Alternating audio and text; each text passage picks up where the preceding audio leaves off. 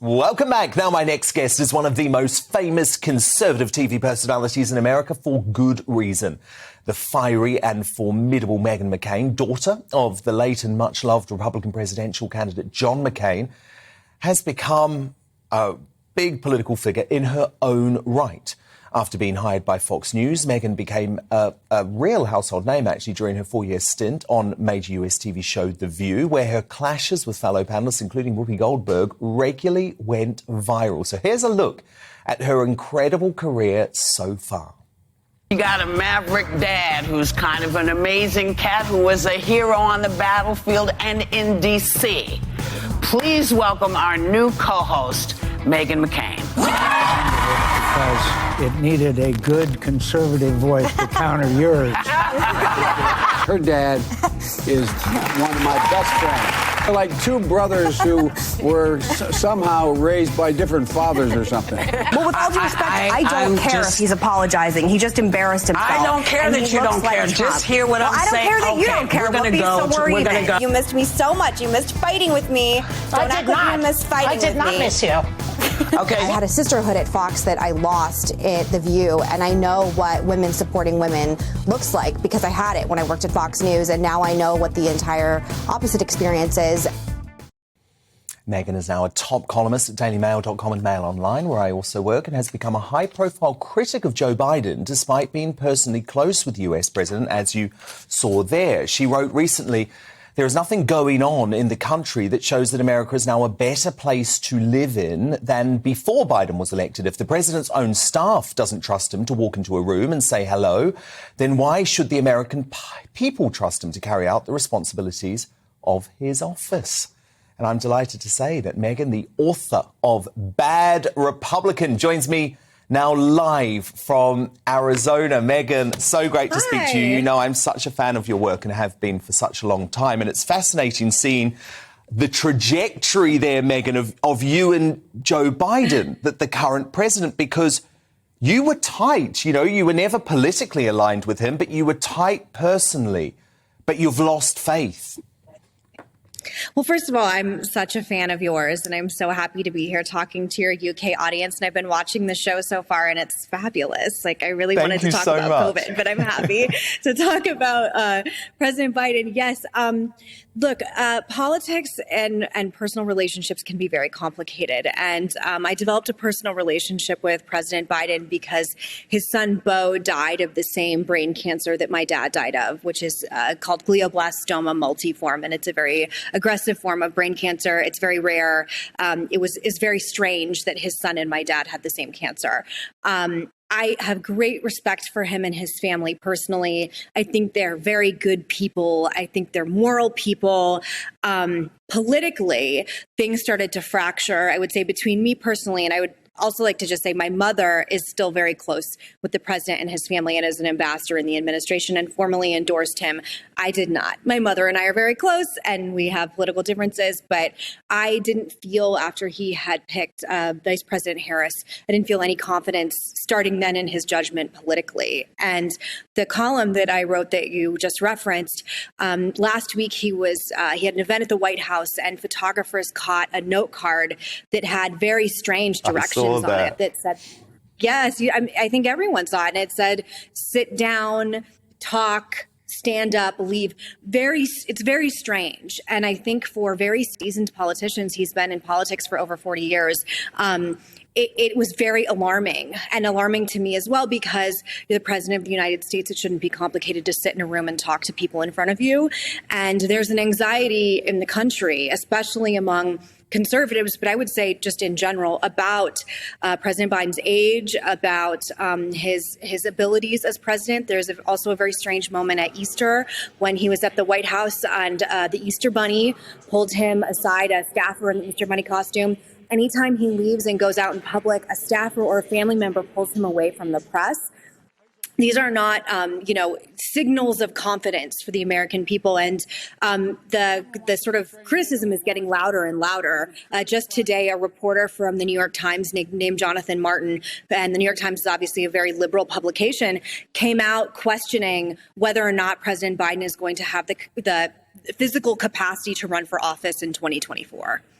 Well, about time they questioned that, because there is so much to look at with his cognitive ability. And let's be honest, if he was a Republican president, that would be being talked about all the time. But Meghan, look, I loved looking back at those clips of you on The View, because I have to say, since you've left The View, I don't watch it anymore. I used to watch it regularly, and my God, that show was stacked against you, and you came in every day and made this valiant attempt to make your points versus 3 or sometimes 4 other women.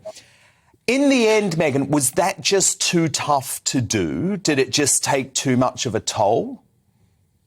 You know, I did it for a really long time, and I did it through a lot of personal tragedy. I had a miscarriage when I was doing the show, and it was pretty graphic. And I had my dad obviously passed, and I just went through like a lot of personal things. And I had my baby during COVID. And when I came back from maternity leave, the clip you showed, Joy said, "I didn't miss you at all." And there was a feeling when I got back from the host that they were happy I was gone and they didn't want me to come back. And you know, I think a lot of us sort of reassessed our life during COVID. And I was like, I just don't want to continue giving what I believed was, you know, a benefit, having a strong conservative voice on the show, to women who didn't seem to like me or be grateful for what I gave to them. Not that I'm paying any attention, but they were not nominated for any Emmys since the show has left. They are not getting, you know, the same kind of attention they did. Love they have that. yet to replace me. Well, exactly, because it's so dull, because they all agree with each other. And wasn't the whole point of the show that there's meant to be opposing views and debate? Yeah, well, you have a show, I think, called Loose Women in the UK Yes. that is like a version of it. Yeah, and I'm told is quite good. And the point of the show is to have opposing viewpoints. I love debating. I love arguing. I can be very respectful. I think of it like boxing, where you like spar and then you like, you know, push like gloves at the end and you can be friends after. I love arguing. I love debating, but you don't like when things get personal. And unfortunately for me, it was just very personal, and it started involving my child, and it didn't seem worth it to me. And I'm actually only one of, the show is 25 years old, and I'm one of 2 hosts that ever left on their own instead of was fired in the entire history of the show, which I'm also proud of that. Yeah, you want But that. I'm also happy to be working for the Daily Mail. I mean, there's such wonderful people, and it's been such a, honestly, like a breath of fresh air to work in a truly uncensored environment, which I haven't had in a really long time. And they've never once said I can't write anything or say anything. And I'm really grateful for this outlet, which will publish Hunter Biden's laptop and really go there in a lot of places that American publications won't. And I also, like, I was at the nail salon a few weeks ago, and my nail technician was like, "I love the Daily Mail. It's my favorite." And it's a outlet that Americans consume. I think it's like 100 million uniques a month. It's something insane. And Americans really read it, and it really sets this tone in the zeitgeist. So I'm thrilled to be writing there. I'm thrilled to be writing there with you. I'm a little sad Piers Morgan's still gone, but it's been such a pleasure to work there, especially post-View. And it's actually a great British success story, as you talk about, because it has made all of these waves now in the US. Meghan, just finally, obviously, your dad, I guess, was the great president that the US never had. Have you considered following him into politics yourself? Would you ever run for office? So there's a big disdain for political families in the country right now. The people think of, it's very populist, and President Bush's nephew, I believe, just ran for office and lost in Texas, in his home state. And there's a real palate for it where people really don't like it. My home state of Arizona has a very, very crazy gubernatorial election right now. And one of the people running is a very it's crazy. It's crazy. There's it's drag so queens good to watch, involved. though.